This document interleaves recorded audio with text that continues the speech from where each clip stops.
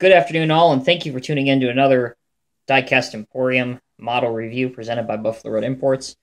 If you're an avid viewer of my channel, you may remember last week I received a shipment of 2 Hamm compactors.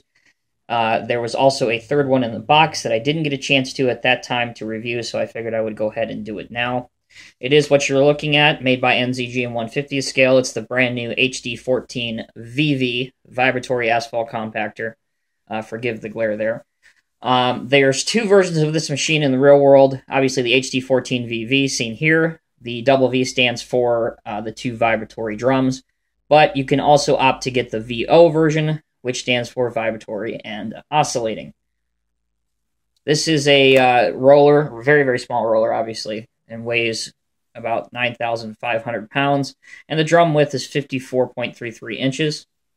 I figured I would do that because since this is made by the Wirtgen Group out of Germany, all of the measurements and things on here are, of course, imperial measurements, since the United States refuses to join the rest of the world there. Anyway, very nice model, very small box. Again, there's a nice little blueprint picture of it. Go ahead and get this thing open. While I'm doing this, just a brief recap again. If you didn't get a chance to see the other 2 Hamm models that I unboxed and reviewed it last week, look at the top of your screen right now, and I will post a link for it. All you got to do is just click on that little bubble, and it will take you straight to the video. So the model is housed in these really, really tiny formers. Just take the top off, and the model is sitting in some nice tissue paper to protect the paintwork.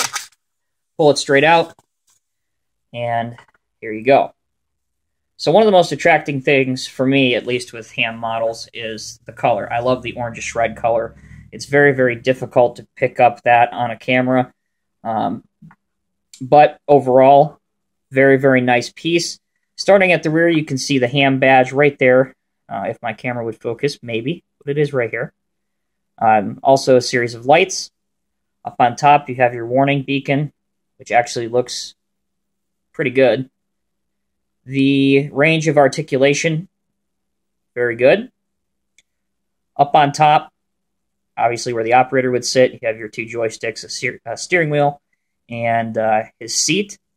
On the model, the seat doesn't swivel, and to be honest with you guys, I'm not sure if it does turn to one side or another on the real machine.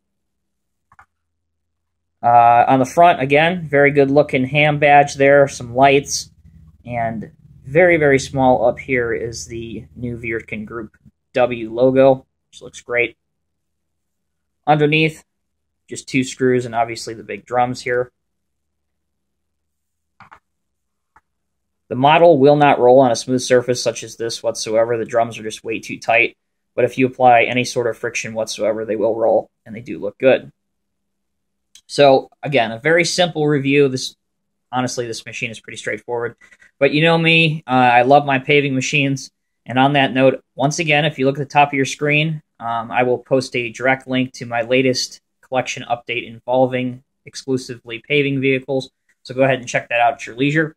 One last thing I want to do before I end this video is there aren't that many really, really small tandem drum rollers in 1/50th scale out on the market. I know Volvo has one, seen here.